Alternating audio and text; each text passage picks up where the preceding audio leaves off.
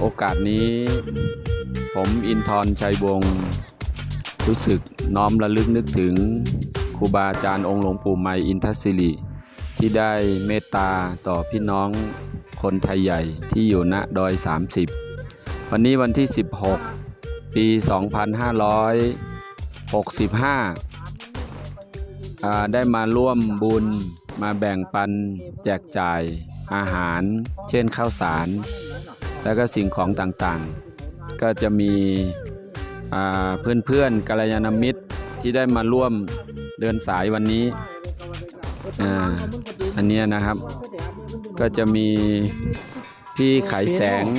พี่ไขแสงก็จะเป็นสายบุญที่เดินสายวันนี้ได้มาถึงที่นี่วันนี้เดินทางมาถึงที่นี่เป็นยังไงบ้างขออนุญาตถามหน่อยประทับใจเห็นบรรยากาศความเป็นอยู่แล้วก็ดีทุกคนที่นี่ต้อนรับดีมากเมื่อคืนได้สัมผัสอะไรบ้างถึงรากเหง้าความเป็นไทยใหญ่บ้างนะครับความเป็นไทยใหญ่ก็น่ารักแล้วก็รู้สึกว่าเขามีความสามัคคีรักเนาะรักที่เป็นคนไทยใหญ่แล้วก็เด็กๆก็น่ารักกันทุกคนฟ้อนให้ดูด้วยฟ้อนลำให้ดูด้วยต้อนรับอย่างอบอุ่นมากประทับใจนะคะแล้วแอร์เป็นไงมั่งพอใจไหมแอร์นี่ลดไม่ได้ถ้าไม่พอใจต้องขออนุญาตให้ท่านผู้ใหญ่ช่วยปรับแอร์ให้หน่อยปรับแอร์ไม่ได้เลยค่ะหนาวมากแล้วก็ดีมากค่ะที่นี่ไม่มีขาดอะไรเลยแต่พวกเราเนี่ยคนกรุงเทพขาดนะคะขาดอากาศต้องมาที่นี่มาช่วยมาเสริมมาเพิ่มนะคะแล้วก็ชวนโอกาสหน้าก็มาทำบุญมากันใหม่ค่ะสาธุอนุญาตถามอีกท่านหนึ่งนะก็เป็นบุคคลที่ทำธุรกิจอยู่ในญี่ปุ่นและปัจจุบันก็มาทำสายบุญแล้วก็เปิดธุรกิจอีกตัวหนึ่งเขาเรียกสินค้าซูเรียนเป็นยังไงบ้างครับคุณพี่เดินทางมาตั้งแต่เดินทางมาวันที่14จนมาถึงวันนี้มาอยู่สถานที่ที่เขาเรียกว่าการมาช่วยเหลือแจกจ่ายสิ่งของให้กับคนไทยใหญ่พี่รู้สึกยังไงบ้างเอาการเดินทางก่อนตั้งแต่ขึ้นดอยมาการเดินทางก็สนุกมากค่ะตื่นเต้น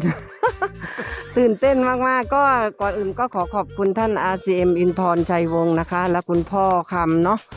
แล้วน้องๆหลายคนเพื่อนๆที่มาด้วยกันทางเมืองไทยเปิดมาโฮมหลูโฮมตามจำเฮาผมจะใจเขามันน้ำเขาสารเขาน้ำตั้งกินเขาสารเนาะปีเยี่ยวบนกระจายมาอยู่17 ตันเนาะปีในกระจายมาใน20 ตันปีก่อนมันกระจายได้ไงนะแต่ตอนเรื่องมันกี่ตันกับหัวนั่นนะ3 ปี 4 ปีแล้วยังกระจายมาแล้วก็หนูการมาทางยูนิคอร์นคนไทยแสงคุณทิพย์คุณซุปหลายคนก็พร้อมกันได้เลยหลายท่านมาพิมพ์เลยเอาเคยซื้อมากแล้วก็มีเจ้าของโรงสีแทนชื่อเจ้าพรมค้าข้าวเจ้าพรมค้าข้าวเจ๊เค้งอันนั้นก็เป็นคนดูการมาน้ำข้าวสารมาผ่านมาในเทวาสังกาที่136 ไว้คนน้ำปั่นวัตีเม็ดทำเจ้าบุญหลานเนี่ยเจ้าบุญหลานมาเจอไหมกาแฟไปมาตั้งแต่เนี่ยเอากาแฟอะไรมาเรียบร้อยเดี๋ยวถวายทีเดียวก็ขอบคุณคุณอินทรแล้วก็คุณน้องนีที่เป็นตะพานบุญเป็นแม่เขาเรียกว่าต้นเขาเรียกว่าอะไรนะภาษาไทยลืมอีกแล้วนิฮงโกโมวาซิเดตะไทยโงวาซิเดมัสตาลืมภาษาไทยก็มันแบบขอบคุณที่น้องได้เชิญชวนเป็นครั้งแรกในชีวิตนะคะตั้งแต่เกิดมาก็ทำบุญมาหลายอย่างอยู่ทำบุญมาเรื่อยๆสะสมบุญมาเรื่อยๆแต่ว่าที่จะมาด้วยตัวเองมาร่วมบริจาคสิ่งของอาหารของแห้งอะไรให้กับชุมชนกลุ่มน้องไทยใหญ่เนาะก็เหมือนกับคนไทยด้วยกันเนาะคนไทยใหญ่ก็คือคนไทยเรานี่แหละที่เขาอาจจะโอกาสน้อยลำบากอยู่ตรงดอยตรงนี้นะคะ เราก็ได้มาแบ่งปันเล็กๆน้อยๆก็รู้สึกดีใจแล้วมีความปรับปลื้มรู้สึกว่าเราโชคดีได้มาตรงนี้อะค่ะ ก็คิดว่าคนเราก็ต้องช่วยมีอะไรที่เราช่วยกันได้เล็กน้อยก็ร่วมบุญขอบคุณหลายๆท่านที่ร่วมบริจาคมากับคุณอินทร์คนละเล็กละน้อยเนาะก็อันนี้ก็ต่อยอดต่อชีวิตอีกหลายชีวิตได้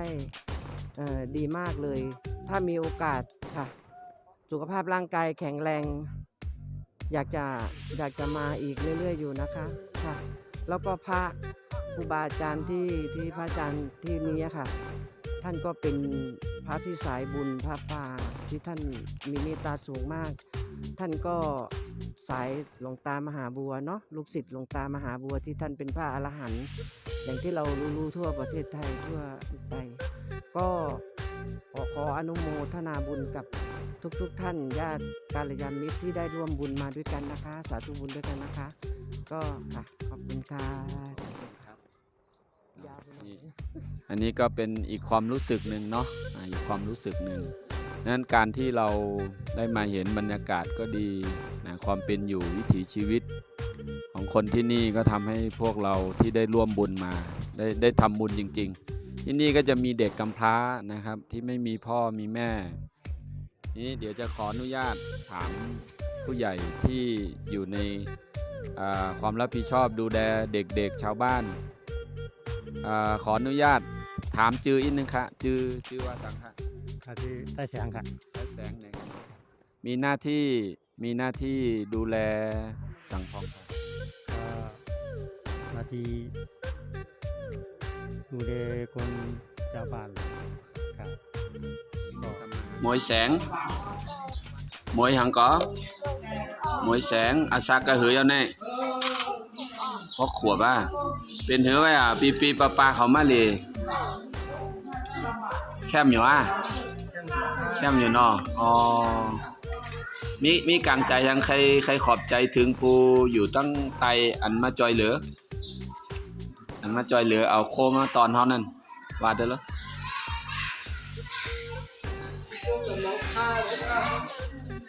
อ๋อ กันไหนอ๋อครับตอนนี้ก็ข้าวที่คณะญาติธรรมทำบุญมาผ่านมาทางหลวงปู่ไมตอนนี้คุณยมอินทร์คุณยมไทยแสงก็ได้เอามาแจกกับชาวบ้านที่ดอย30เป็นที่เรียบร้อยแล้วครับตอนนี้ก็กำลังแจกครับผมขอขอบคุณและอนุโมทนาสาธุกับทุกท่านขอขอบคุณมากๆครับขอให้ท่านมีความสุขความเจริญปรารถนาสิ่งใดก็ขอให้สมปรารถนาขออยู่เย็นเป็นสุขทุกท่านครับขอบคุณมากๆครับสาธุ